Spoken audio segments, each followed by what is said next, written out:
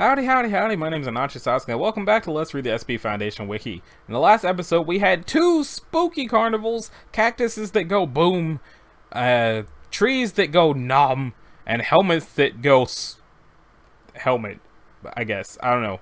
The helmets don't really do anything, they make you go ah, and then comatose. But in this episode, we're going to be reading about Draws You Into the Book, the Soup, whatever this is, bloodthirsty nail polish, and inky quicksand. So let's get drawn into the book, shall we? Don't be Keter. Okay, it's safe. It's a bookend? Thought it was just going to be some sort of book like Tom Riddle's diary, except worse. No, actually, it's the same. SCP-826 is to be kept in a 25 by 25 centimeter safe with a numerical keypad lock. The combination for the lock will be given only to those with level 2 clearance and will be changed on a weekly basis. Description: SCP-826 is a 20 by 15 centimeter pair of bookends molded in the shape of two outward-facing dragon heads. Scrapings from the surface of 826 revealed a composition of 99% that, 0.5% that, and 0.3% that, and 0.2% that, consistent with high-grade pewter. However, it is unclear whether 826 is solid pewter or whether the pewter is merely a plating for some unknown element which gives the SCP its properties. When a subject places a book between 826, touching both sides, and leaves the room, 826 will, in an instantaneous process, convert the interior of whatever room it is currently located in, a room defined as an enclosed area, into the setting of the contained book. Any form of entry into the room will instead open into a random location within the book setting. During this transformation process, 826, along with the contained book, will relocate to another part of the book's setting, showing a preference for places where books are normally found, libraries, studies, etc. To reverse the effects of 826, a subject must remove the book from 826, then exit whatever room it was found in. The subject will find themselves outside the original room of 826 containment, while 826's containment room will be restored to normal. In addition, the subject will find themselves in a random temporal location in the book's plot, ranging from the beginning to near the end of the book. If the subject does not find 826 within the setting before the end of the book, 826 will reset the setting, starting the book's plot over. The subject will then be incorporated into the book as a background character, losing all memories of a previous life outside of 826. Researchers studying 826 are advised to enter the results into experiment log 826. How long is it? So someone did Little House on the Prairie. I'm going to check the books, but I'm going to just keep skimming. Let's see. The Little House on the Prairie, The Shining DVD, The Mammoth Book of Comic Fantasy, the Sword That Shoots Laser Beams When You Swing It, a 3-page short story written by Dr. Edison. It consists of a poetic description of a sword that shoots laser beams when swung. The story states it stands on a pedestal of thousands of years pass uneventfully. I feel like they're just referring to The Legend of Zelda there. Book the same one. Okay. Same one. The material security log of a preventable Keter class containment breach. Death by the book. A copy of A Game of Thrones. Oh god. Let's see. The test subject was instructed to disembowel the first human it sees in the work. This human happened to be Lord Eddard Stark. A major character. The book contains several new paragraphs on an attempt by a very unintelligent assassin on Eddard Stark's life. According to the text, he recovered quickly despite reassuring Dr. Torres that I stabbed him until he was definitely not going to live. The description of the attack supports this, as it's theorized that 826 takes measure to preserve the core narrative of the story. Let's see, and Afterman by Dougal Dixon.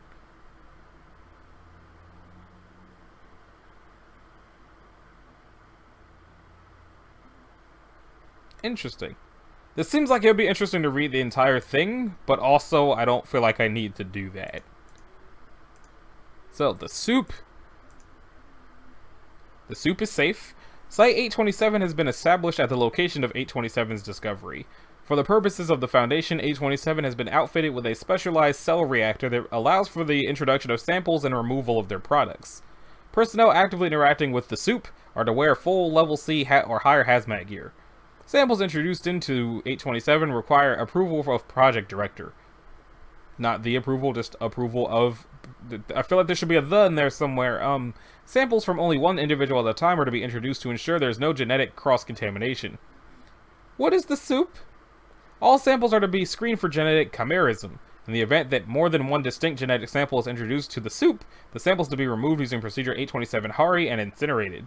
Tissue from the central nervous system is not to be used in soup tests following incident 827 blank. Description: SCP-827 is a semi-solid mass of biologically active human stem cells. 827 is capable of self-renewal and is totipotent, with cells replacing themselves at a rate of approximately 200,000 cycles of mitosis per day, with roughly the same amount dying off per day. At time of writing, 827's mass is currently 353 kilograms and remains stable. When a sample of human organ tissue is introduced to the mass, it is broken down and assimilated into the mass using unique enzymes. A unique enzyme. Following this, 827 cells will enter an active state and begin to generate copies of the organs from which the tissue originated. These organs, designated A, differ from their original purpose in drastic ways. Introduction of muscular tissue, for example, has resulted in full muscular systems developing and attempting to escape 827, while introduction of a human jaw has resulted in what was termed a broken tooth tree, a plant-like structure with a trunk of muscular tissue with branches made from malformed jaws. Assuming that A instances are remaining and still in contact after a period of 2 to 3 days, the instances will be digested and reassimilated into 827's mass. It is only capable of assimilating human tissues. Attempts to introduce non-human tissues, including hair from lower primates and bone samples from extinct humanoids, has resulted in a deterioration of health in 827. Furthermore, all liquid samples are rejected. It's not very soup-like, is it?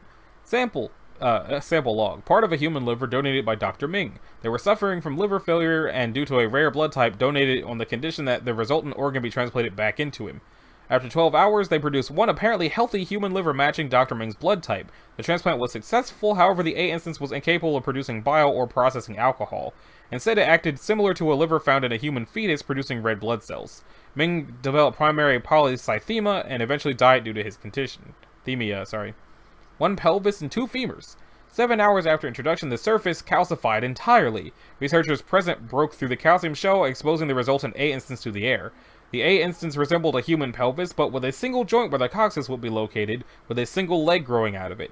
The instance had developed musculature due to improper cleaning procedures. After approximately 19 minutes after exposure, the instance was broken down by 827. A human head with all tissue intact. Donor was a civilian and decapitated in an industrial accident. Digested in 2 hours. 36 hours later, resultant A instance was fully formed. The subject was humanoid in appearance but severely malformed. The skull had been flattened out in a mushroom-like shape to account for a brain that had been unfolded and spread flat. Furthermore, the intestines of A instance had unraveled, but the spinal column was too weak to support and collapsed when removed from A27, killing the instance. Before removal, the instance wrote the letter G several times in an attempt to communicate. 2 sets of bones taken from human hands from 2 different donors.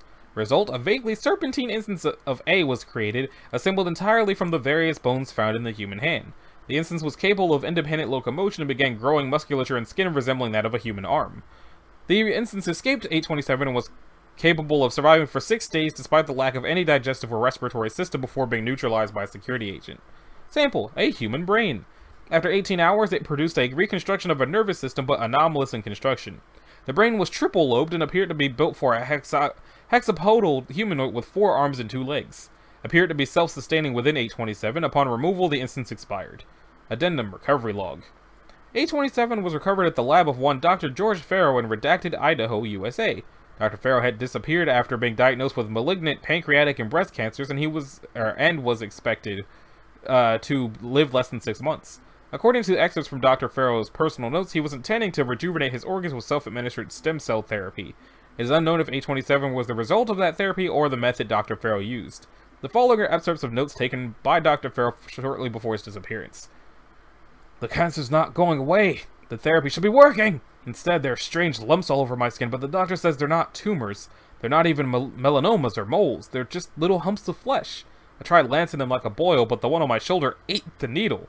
Broke off within the damn thing. We'll attempt excision soon. All samples have been excised. They seem to be the same consistency as the soup. Dr. Farrow uses this term repeatedly in his notes to refer to the stem cells he had been using to treat himself. I placed them in a petri dish and they conglomerated into one mass. They're completely undifferentiated now, despite it being taken from all over my body. I decided to try putting a bit of hair I'd saved into it, and it digested it quicker than anything I'd ever seen. I've locked it in the cell incubator for the time being. I checked on the sample again. It had grown hair all over itself, and I incinerated the damn thing. Now I have even more lumps on my skin. It's like they grow overnight. Insulin levels seem to be stabilizing at any rate. Maybe the cancer's finally going away? I collapsed today from, I don't believe I'm saying this, insulin shock. The doctor said that it was like the entire pancreas just reset itself and released a massive amount of the stuff. I'm writing this from the hospital bed and I feel fine. The screening said the cancer was gone. Meanwhile, they found even more of the damn lumps on my skin. The lab tech said it's some kind of stem cell. That explains the hair thing, I guess. We'll stop therapy as soon as I get home. I started incinerating the soup today. About 50% of the cells are gone, but they're replacing themselves relatively fast. Shouldn't be a problem. I just hit myself in the throat by accident, hurt my thyroid. Only problem is I had my thyroid removed back in 1992. What's more, it feels swollen. What's going on?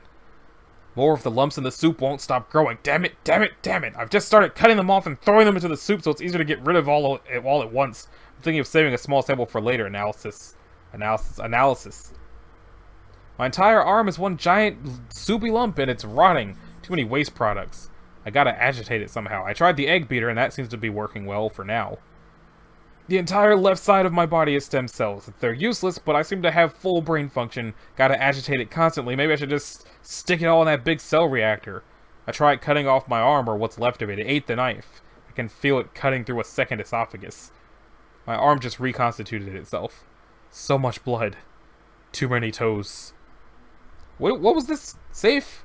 Okay. Fine. Sure. Now whatever this thing is. It's Euclid. SCP-828-1 is to be housed in the Site-641 Marine Mammal Rehabilitation Center, located 10 kilometers inland from the coastline of Somerset Island, in the Canadian Arctic Archipelago. It is to be kept in regular contact with site personnel and interviewed regularly by the on-site psychologists. To facilitate this, 828-1 has been granted limited mobility. It is to be surveilled via a GPS-enabled ankle monitoring system. If one approaches within 5 kilometers of the ocean, it is to be intercepted by on-site security personnel and returned to the containment. Following review by the site director, one may be placed in restrictive housing. It is not to come into contact with any prepubescent human subjects. If this occurs, one will be mandatorily placed in restrictive housing, and an independent investigation of Foundation personnel will follow. See Disciplinary Document 117-138. One is to be fed with fish or small whales native to the region. For a full list, see Nutrition and Wellness. Only while in a controlled experimental environment may one come into contact with 2. 2 is contained in the Site-641 reliquary located at the Cunningham Inlet facility. It is to be inspected bi-weekly for deterioration. A textile restoration technician is to inspect 2 bi-monthly for degradation.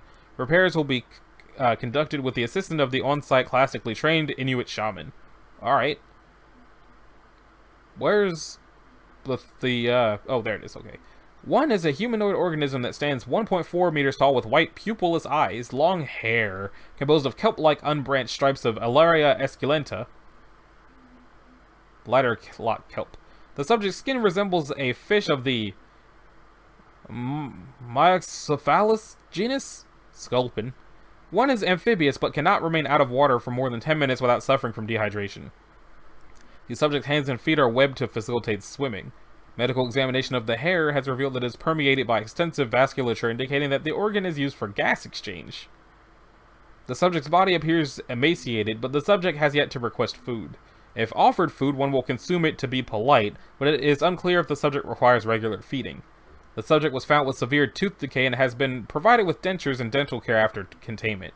When out of water, the subject's skin emits an odor that has been unanimously described as pleasant by all prepubescent human subjects.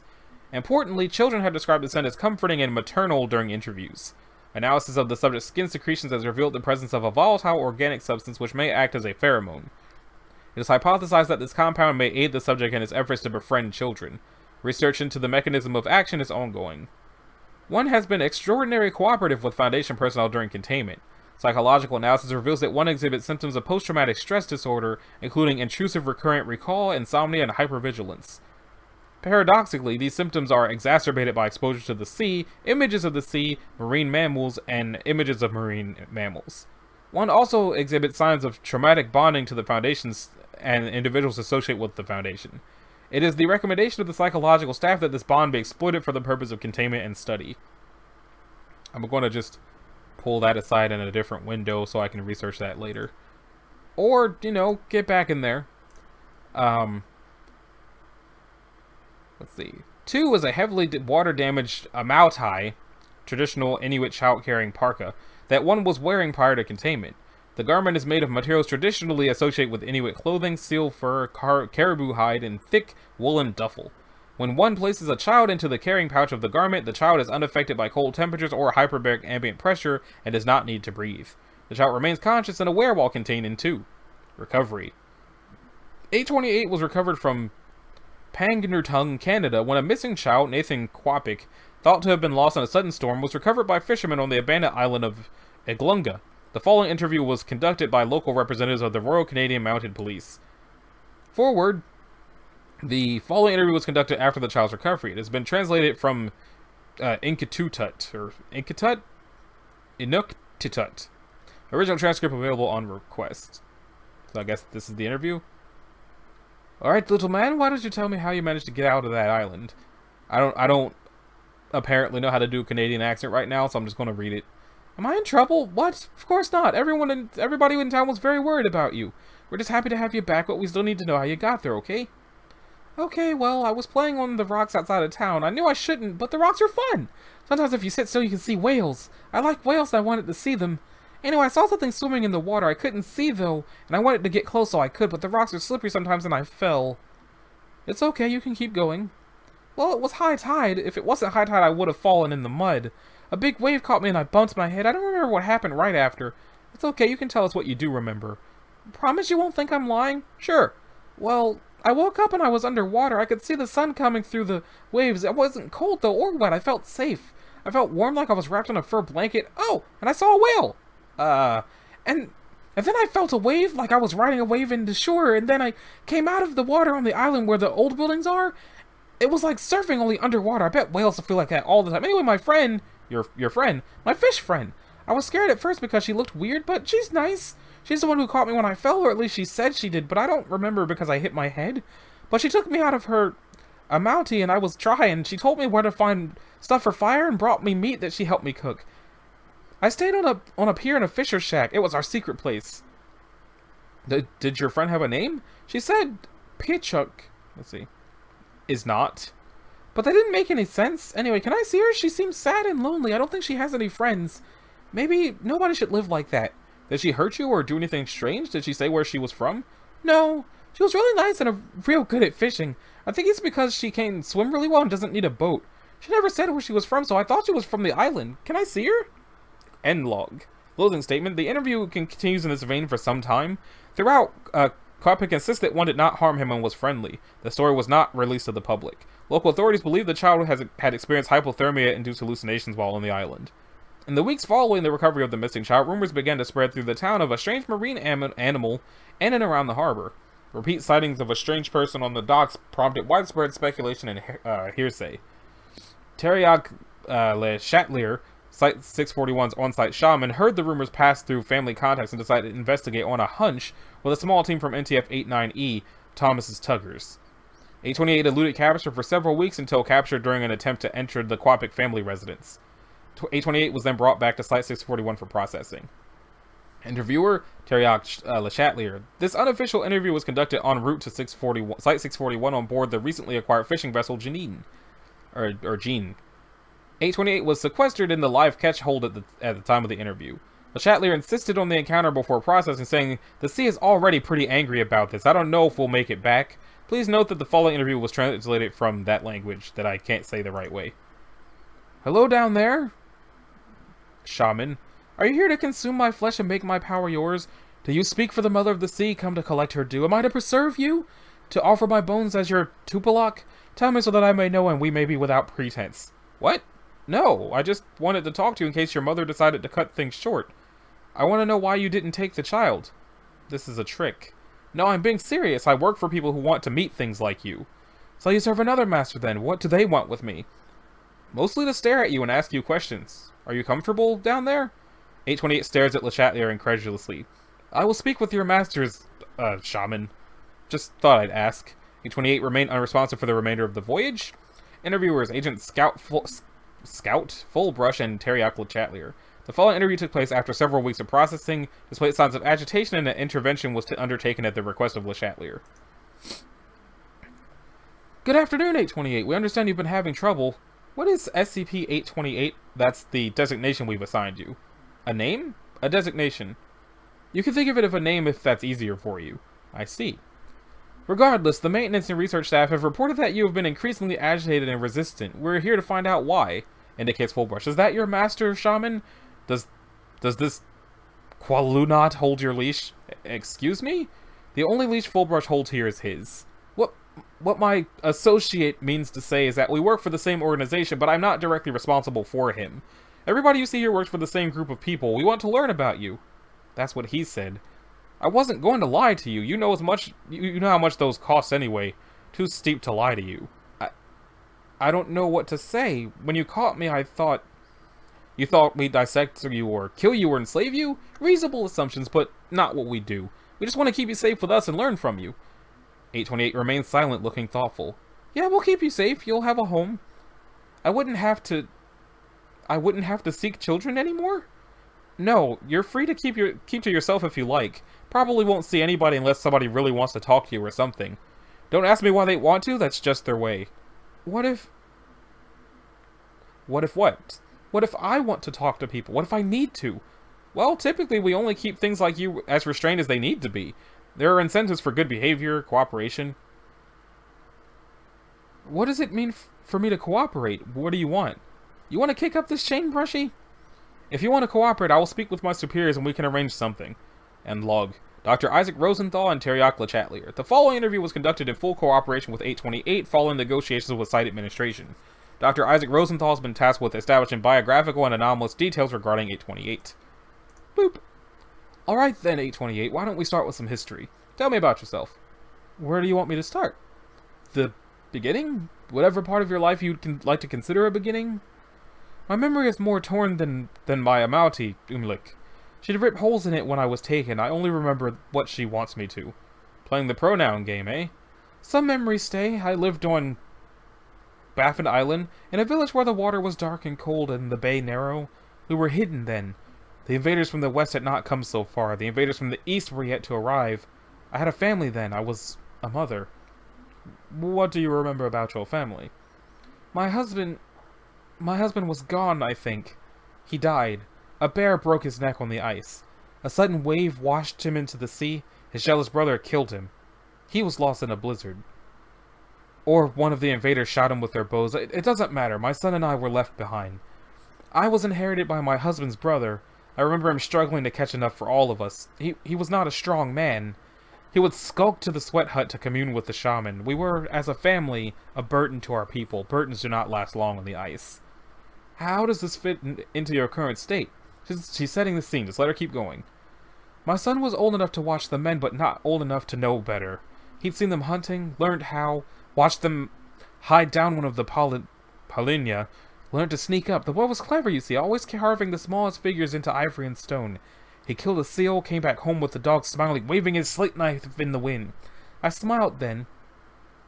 He went out again and again until one day the dogs came back without him. I went out looking, found the hole in the ice. I knelt down and looked. I saw green ice, heard a voice. Did it say anything? The voice. This I remember because it wanted me to remember it. The voice, it said that my son had disrespected her children, that he had neglected the customary offerings. Respect. The kid probably forgot to offer the seals a drink before they died. I offered myself. If my son was payment, then it could accept a larger price, yes? I watched the Polinia. There was no sea, just green ice. It coughed him up like a sick dog next to me. I held him until his eyes opened, said goodbye, and stood on the green ice in the hole. I remember going deep. I remember unearthly singing in a boiling hot presence like I was inside a womb of flame. There's not much left after that. What else do you remember? Children. I remember children looking down at me through a hole in the sky, and I take them into my arms when they fall. I bring a place where fire buns burn underwater, where they do not fall, where they cannot fall. I thought you said you couldn't remember. I'm giving you the stories I do remember. There were always children. They didn't always look the same. Many looked much like you, indicates it Le Chatelier, as your people grew. Your people were the only ones I saw for a time. The only ones I saw. Trails off saddened. I think that's enough for today. We'll resume at our next scheduled appointment. Okay, so that's sad. Still not sure what that means, but now it's time for the bloodthirsty nail polish. Let's just swing at Buck out of the sad and into the freakish. So, it's in its bottle. It looks like it's blood anyway. But it's not blood, it's bloodthirsty. SCP-829 is to be stored in a secured room at Sector 19 in a standard nail polish bottle that is kept locked in a transparent Level 2 security container. This room must be guarded by at least 2 Level 2 security personnel at all times. Security personnel and a spare bottle will accompany 829 whenever it is removed from its containment room. Do they actually do tests with it? Because if they already know it's bloodthirsty, I can't really fathom why they'd need to test it much further than that. All personnel must undergo psychological examinations before they are allowed to interact with subjects of 829. Any persons who show signs of excessively compliant behavior must be immediately removed from the presence of subjects of 829. Note: SCP-829 appears to be equally effective on both males and females. For clarity, this document will assume that the subject is female. 829 is a volume of nail polish, typically 3 to 10 cc's in size, composed primarily of blank brand nail polish, but also variable amounts of water, human blood from multiple individuals, and small amounts of a large number of organic compounds. For a complete list of compounds detected in 829, see document 829-CM, which is probably not here. Nope. 829 is able to generate more of itself by absorbing water vapor from surrounding air and by drinking human blood dripped into its bottle. If neither water vapor or blood is available, it becomes dormant and it does not appear to exhibit negative effects from extended dormancy. To date, researchers do not know how 829 can utilize so much water and still maintain its properties as a nail polish. When applied to a human subject's fingernails, 829 affects the subject in several different ways, depending on how much blood 829 has received recently. If it has received no blood, the subject feels more seductive and acts more flirtatiously and develops a compulsion to prick herself and add her blood to 829's bottle. If 829 has received at least a drop of blood recently, the above effects are amplified, and the subject's fingernails evoke a pleasurable sensation in others when touched to their skin. All of these effects get stronger as more blood is given to 829, though a certain percentage of people, at least 15%, are especially persuadable by fingernail contact no matter how much blood has been given. When 829 has received enough blood, the subject can make her fingernails sharp enough to shred standard fabric, gouge wood, and easily slice through flesh, although they have little effect on materials of Vickers hardness greater than 120. Subjects affected by 829 follow the same general pattern of behavior. On initial application, the subject will invariably prick herself and feed a bit of her blood to 829. Once 829 has been reapplied, the subject will initiate a sexual relationship with another person, the target. As the relationship develops, the subject will introduce bondage and domination into the relationship, with herself in the dominant role. The subject will also start to scratch the target with her fingernails and draw blood, some of which the subject feeds to 829. The target generally derives pleasure from these scratches. After a variable length of time, most often 6 to 12 weeks, the subject will restrain the target to a wall or table. The encounter will begin as usual, but the subject will use her fingernails to slowly and systematically eviscerate the target, while trying to keep the target alive as long as possible. The target will initially continue to derive pleasure from the touch of the subject's fingernails until the pain and trauma inflicted by the subject on the target overwhelms the pleasure the target has derived from the encounter. The subject will collect a large amount of the target's blood in 829's bottle, often more than should fit. Shortly after the target expires, the subject will start to cycle anew, although the effects of 829 will already be quite strong, making the next relationship much easier to initiate. Once 829 has received sufficient blood from enough different targets, the subject will introduce 829 to her current sexual partners and attempt to apply 829 to the target's fingernails. Willing targets become affected by 829 just as the original subject. Unwilling targets, data expunged. Both subjects will together continue the flirtation to evisceration cycle, seducing some targets individually and others together. As progressively more blood is given to 829, the subjects will periodically recruit more targets as new subjects for 829. However, if it is not fed enough blood, then one subject, usually the newest recruit, will become a standard target, whom the remaining subjects will then restrain and disembowel. For more information, no point in saying that because it's not here. Addendum 1 19 something, Dr. Blank was brought in to assist researching 829-14, a 28-year-old Asian American female. During their initial interview, the subject brushed her fingernails across Dr. Blank's skin, eliciting an expected response. Approximately 3 hours later, both were apprehended when Dr. Blank was helping the subject escape Sector 19. Dr. Blank described a strong compulsion to do what the subject asked of him when touched by her fingernails. This compulsion faded after around 48 hours. The subject was terminated as normal. Addendum 2 19 something. Due to recent incidents, experimentation of 829 on animals requires Level 4 authorization. Experimentation on any member of the following taxonomic order require O5 authorization. Carnivora, Chiroptera, Crocodilia, Falconiforms, Piciforms, primates excepting humans, Proboscida, Strigiforms, and Struthioniforms. Yeah, alright, so. Alright. And that brings us to the Inky Quicksand. Inky Quicksand, that's fun to say. It's safe, but probably not really safe. It's just safe as long as you don't go near it, probably. The location of 830 designated site blank is to be barred from access to the public. At no time are non-Foundation personnel permitted on site without the express orders of level 3 personnel or higher. No personnel are to come into contact with SCP-830 at any time. To heighten site blank morale, anyone communicating with 830 is to have a safety line and designated marksman on hand to terminate the communicator in case of incident. Communicating with the Inky Quicksand? No further constructions directly above or around 830 are to be attempted after the collapse of a catwalk, Incident 13B, resulted in the loss of 16 site personnel, including 1 level 3 touring the facility. Sucks to suck, I guess. 830 is a shifting pool that initially appears to be composed of oil and sand. Attempts to recover samples from the pool have revealed only inert samples standard to the Earth in that area. Researchers hypothesize that an item at the bottom of this pool may be responsible for this and the other effects of 830. Any humans come into physical contact with 830 are drawn into the pool itself and presumably killed. The retracting powers of the liquid are remarkably strong, although with a sufficiently strong subject, severing the point of contact with the liquid of 830 is sufficient to prevent the entire individual from being drawn in. Inanimate objects do not appear to be affected by this quicksand effect. Individuals drawn into 830 may be contacted by standing within 8 meters of the pool for safety of designated communicators. Closer than 6 meters is not recommended. Distorted but recognizable faces of those consumed by 830 will form upon the surface, one by one. The communicator may designate which one they wish to address by speaking only when the desired face forms on the surface. This may take some time, as it is estimated that 830 has consumed in excess of 800 individuals in the span of its existence. Communicators should be trained extensively in human psychology and interrogative techniques. Chief characteristics of the faces of 830 include remorse or regret for the actions directly leading to their consumption by 830, and complaints of excruciating pain.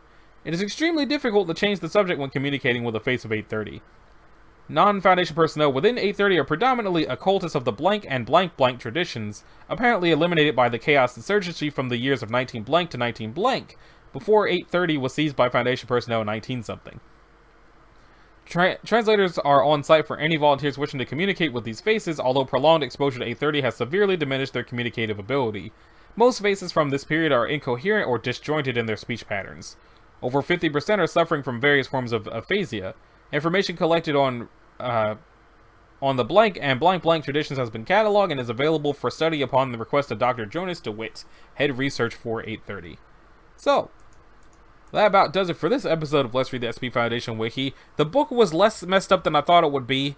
I probably should have at least made an attempt to read what the books did, but that would have made this episode much longer than it already is, so I didn't think it was necessary. The soup was uncomfortable. It sounds like it has the potential to be useful, except for when it doesn't. The 828 was was bordering on heartwarming and sad.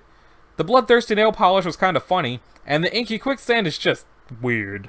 So in the next one, we're going to be checking out the Tinker Bug, the Accountant's Coin, Charity Worms, Marked, and Expunged Data Released. I wonder what that one's going to be. Maybe it'll be an article where it's just data expunged over and over and over and over and over and over again, and then the addendum will be the actual entry. I would not put it past this website to be how they handle that. So, if you liked it, a like to subscribe will be groovy. If you didn't, you don't do either one of those things. I don't know whether or not I said the whole "this has been a Nachi Sasuke" thing or not. If I did, sorry for saying it twice. And I will see y'all in the next one. Later.